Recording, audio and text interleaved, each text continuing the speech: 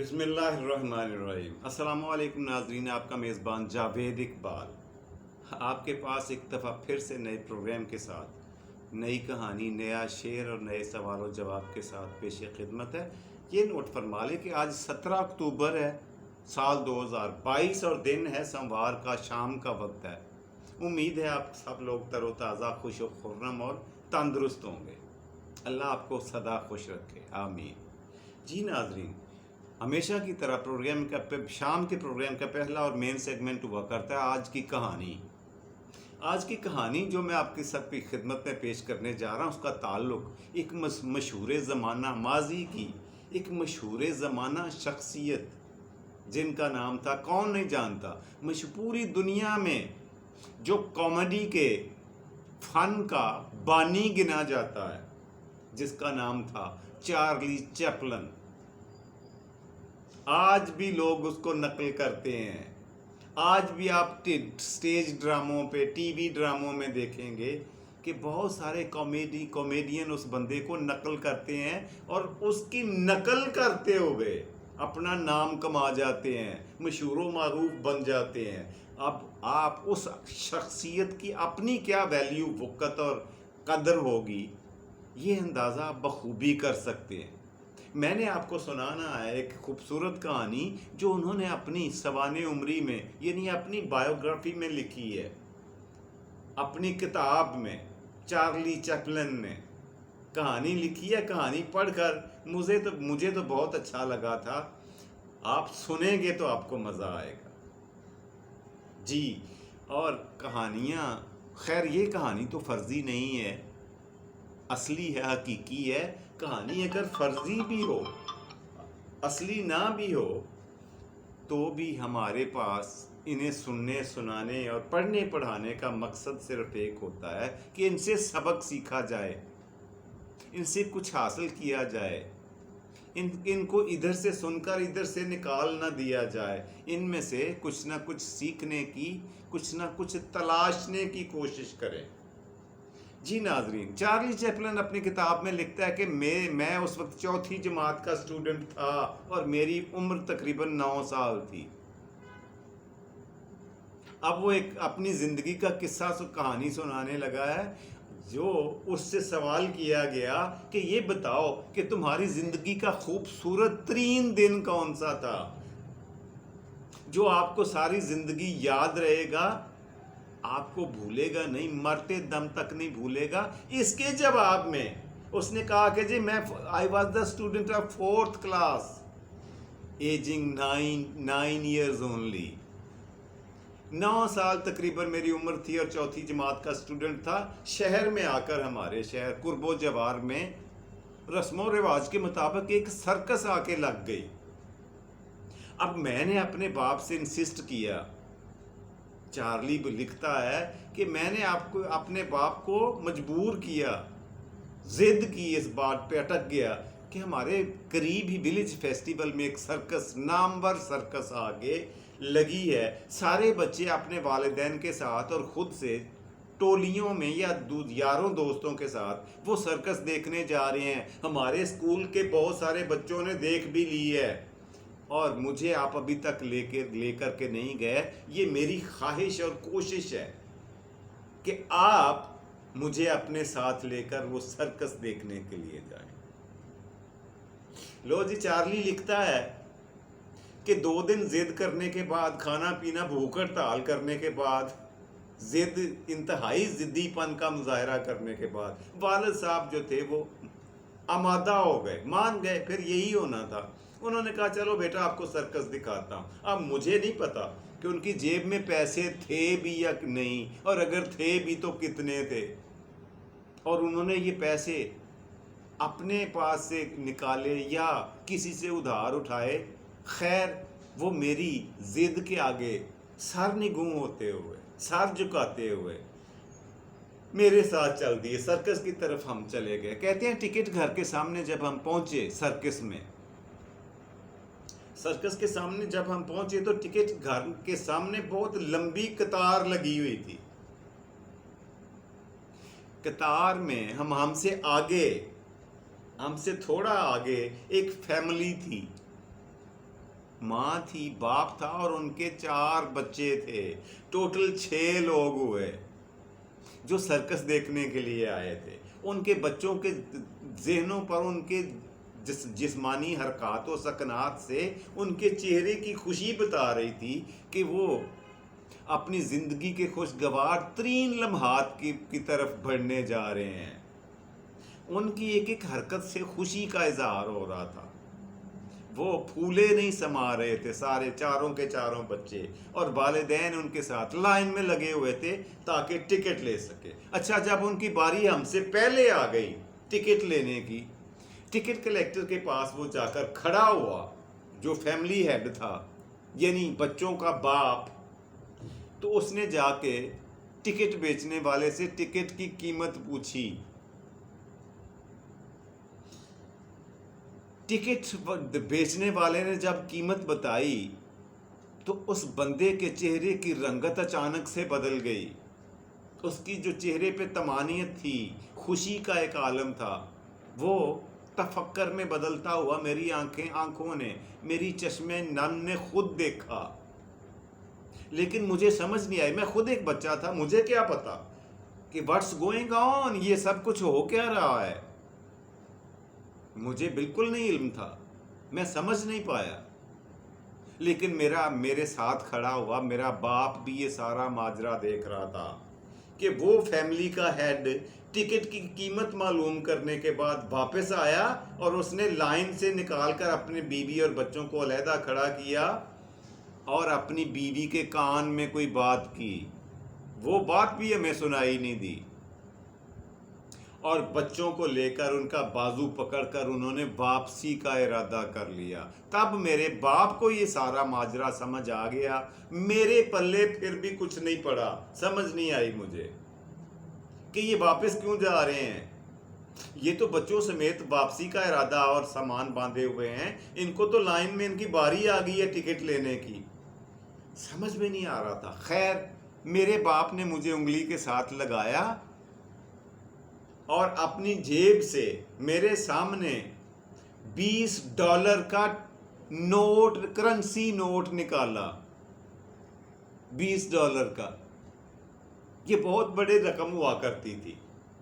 وہاں جا کر تھوڑی دور جہاں سے وہ گزری تھی فیملی، میرے والد صاحب نے وہ نوٹ وہاں پہ جان بوجھ کر زمین پر گرا دیا، اور تھوڑی دیر رکنے کے بعد اس کو دکھاتے ہوئے، اس فیملی کو دکھاتے ہوئے میرے باپ نے وہ نوٹ زمین سے اٹھایا $20 کا، اور جا کر ان سے کہا معاف کیجیے گا، یہ آپ کے پیسے گر گئے تھے، یہ لے لیجئے. میں نے خود دیکھا ہے یہ آپ کی جیب سے گرے ہیں. اب یہ سارا ماجرا چارلی کہتا ہے کہ میں اپنی آنکھوں سے دیکھ رہا تھا، کانوں سے سن رہا تھا، لیکن بچپنا ہونے کی وجہ سے سمجھنے میں مجھے پھر بھی دقت و دشواری کا سامنا تھا. لیکن پکچر جو تصویر میں اور جو منظر کشی میرے سامنے ہو رہی تھی، اس میں آہستہ آہستہ مطلع صاف ہو رہا تھا. مجھے سمجھ آنا شروع ہو گئی کہ یہ سب کچھ ہو کیا رہا ہے. اچھا، اس بندے نے اپنی پرنم آنکھوں کے ساتھ، آنکھوں میں آنسو سجائے ہوئے، اس فیملی کے ہیڈ نے، 4 بچوں کے باپ نے وہ نوٹ پکڑ لیا اور واپس جا کر لائن میں کھڑا ہو گیا ٹکٹ لینے کے لیے. اب چارلی کہتا ہے کہ میرے والد صاحب نے مجھے انگلی کے ساتھ لگایا، میرے سر پر ہاتھ پھیرا، میرے پیشانی پہ بوسہ دیا، مجھے پیٹھ پر تھپکی دی، میرے سے پیار کیا اور کہا بیٹا تم نے یہ سب کچھ اپنی آنکھوں سے دیکھ لیا، اب ہمیں واپس جانا ہوگا اپنے گھر. اب ہم یہ سرکس شاید اس دفعہ نہ دیکھ سکیں، کچھ سالوں کا ہمیں انتظار کرنا پڑے گا. پتہ ہے کیوں؟ اس لیے کہ میرے پاس بھی یہی $20 تھے، $20 تھے جو میں نے ان کو دے دیے. اب میرے پاس پھوٹی کوڑی بھی نہیں ہے گھر جانے کا، واپسی کا کرایہ بھی نہیں ہے، ہمیں پیدل جانا پڑے گا. چارلی نے کہا کہ اب میرے بات کچھ کافی حد تک سمجھ میں آ گئی، باپ کے بتانے کے بعد سارا کچھ جب والد صاحب نے ایکسپلین کر کے رکھا میرے سامنے ایک سائیڈ پر لے جا کر تنہائی میں، تو بات میری سمجھ میں آ گئی، اور میری باپ کے آنکھوں میں سے پہلے میری اپنی آنکھوں میں آنسو آ گئے۔ 9 سال کی عمر کا بچہ، اور اس نے کہا بابا مجھے آپ سے کوئی گلہ نہیں ہے، مجھے آپ سے کوئی شکوہ نہیں ہے، جو قربانی جو سیکریفائس آپ نے کی ہے یہ ایک زندہ مثال ہے، یہ چیز کتابی علم سے حاصل نہیں ہو سکتی، یہ اس کے لیے اولاد کے سامنے خود عملی نمونہ پیش کرنا پڑتا ہے، جو میرے والد صاحب نے کیا، اور قربانی اور سیکریفائس کی وہ بے مثال اور بے نظیر دلیل میرے سامنے رکھی کہ میں تا حیات اپنی زندگی میں جب تک میں زندہ رہا میں بہت مالدار بھی ہو گیا۔ خیر اس سے پہلے وہ دونوں باپ بیٹا نکلے، سرکس کے احاطے سے باہر نکلے اور پیدل چلتے ہوئے واپس، اندھیرا ہو گیا گھر پہنچتے پہنچتے، اور ماں نے پوچھا دیکھا ہے وہ سرکس؟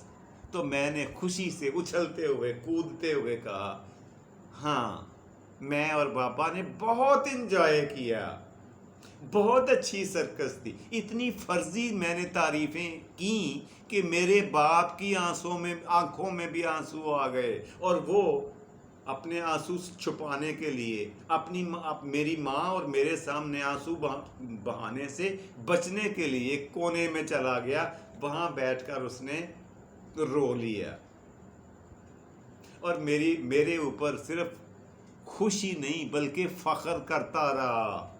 اور خود چارلی لکھتا ہے کہ یہ وہ لمحہ تھا میری زندگی کا، نمبر 1 یہ کہ میں اسے ساری زندگی بھلا نہیں سکا، نمبر 2 یہ کہ اگر کوئی میرے سے پوچھے کہ میری زندگی کا خوشگوار ترین لمحہ کون سا تھا تو وہ یہی تھا، اور اگر میرے سے کوئی یہ پوچھے کہ تمہاری زندگی کی جمع پونجی کمائی کیا تھی تو میں بتاؤں گا یہی دن، یہی واقعہ، اور اگر کوئی یہ کہے کہ تمہیں تمہارے والد میں کون سی چیز سب سے زیادہ پسند آئی تو میں یہی واقعہ سبمٹ کروں گا، بیان کروں گا، نیریٹ کروں گا، کوٹ کروں گا، یہی واقعہ پیش کروں گا۔ اور مجھے اس دن سے لے کر آج کے دن تک میرے والد صاحب فوت بھی ہو چکے، وفات پا چکے، مگر مجھے اپنے باپ پر آج بھی حد سے زیادہ فخر ہے۔ I am proud of my deceased father۔ اپنے مرحوم باپ کے اوپر بھی مجھے انتہا درجے کا فخر ہے۔ تو ناظرین آپ کی خدمت میں عرض یہ کرنا چاہ رہا تھا کہ چارلی چیپلن کی کہانی سے ہمیں ایک بات تو کلیئر ہو جاتی ہے کہ اثار اور قربانی کا جذبہ اگر بچوں کے سامنے عملی نمونے کے ساتھ پیش کیا جائے تو ان کے دل و دماغ میں ایسا نقش ہوتا ہے کہ پھر وہ ساری زندگی انمٹ رہتا ہے، مٹتا کبھی نہیں ہے۔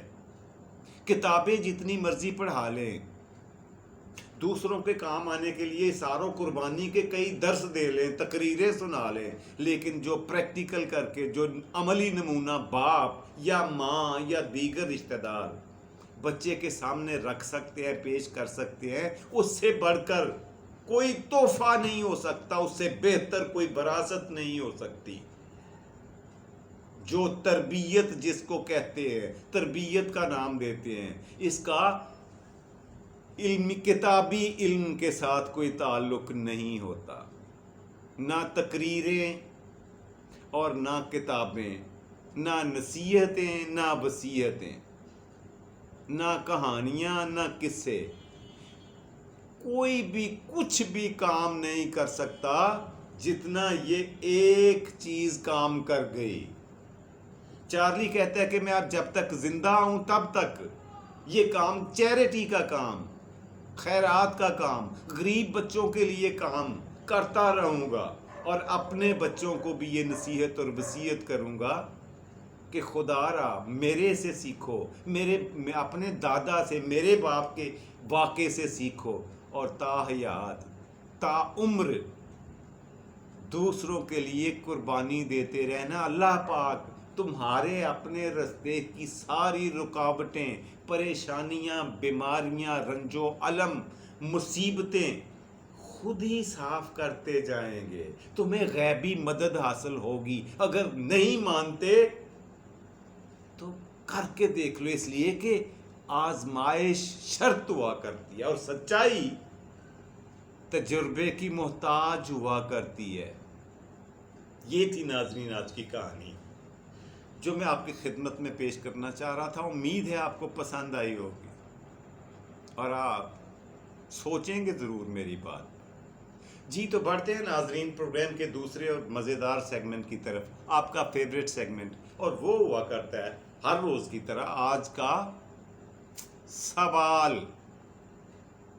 جی ناظرین، آج کا سوال جو میں آپ سے پوچھنے جا رہا ہوں وہ دینیات سے متعلق، اسلامی روایات سے، علم سے، اسلامی علوم سے اس کا تعلق ہے۔ یہ فرمائیں کہ قرآن مجید فرقان حمید میں کل کتنی مساجد کا نام آیا ہے اور ان کے نام کیا ہے؟ بڑا ہی آسان سوال ہے۔ مشہور زمانہ مسجدیں ہیں۔ جی ناظرین، قرآن پاک میں ٹوٹل 1 نہیں، 2 نہیں، 3 نہیں، 4 مساجد کا، مسجدوں کا ذکر آیا ہے، نام آیا ہے۔ وہ کون کون سی ہے؟ سب سے پہلے مسجد حرام کا ذکر آیا ہے۔ دوسرے نمبر پہ اگر دیکھا جائے، دوسرے نمبر پہ ہم غور کریں تو مسجد اقصیٰ کا نام آیا ہے۔ تیسرے نمبر پہ ہم دیکھیں تو مسجد قباء کا نام آ رہا ہے، دکھائی دے رہا ہے، اور چوتھے اور آخری نمبر پہ مسجد زرار۔ یہ 4 مساجد ہیں، یہ 4 ماسکس ہیں جن کا قرآن مجید نے نام لے کر ذکر کیا ہے۔ اب ان کی تکریم کا، ان کی عزت کا، ان کے درجات کا اندازہ آپ خود لگا سکتے ہیں۔ جی ناظرین، تو بڑھتے ہیں پروگرام کے تیسرے اور آخری مزیدار سیگمنٹ کی طرف، اور وہ ہمیشہ کی طرح ہوتا ہے آج کا شعر۔ جی آج کا شعر آپ کی خدمت میں پیش کرتا ہوں۔ شعر کچھ اس طرح سے ہے کہ تم نے تو رہا کر دیا تھا خود ہمیں، لیکن تم نے تو رہا کر دیا تھا خود ہمیں، لیکن ہم ساتھ لیے پھرتے ہیں زنجیر تمہاری۔ یہ تھا ناظرین آج کا پروگرام، آج کا شعر، آج کا آخری سیگمنٹ۔ اس کے ساتھ ہی اپنے میزبان جاوید اقبال کو دیجیے اجازت۔ انشاءاللہ العزیز بشرط زندگی اگلے پروگرام میں آپ سے پھر ملاقات ہوگی۔ خوش رہیں، خوش رکھیں، خوشیاں بانٹیں اور خوشیاں سمیٹیں، اپنا اور اپنے پیاروں کا ڈھیر سارا خیال رکھا کریں۔ فی امان اللہ، اور پاکستان زندہ باد۔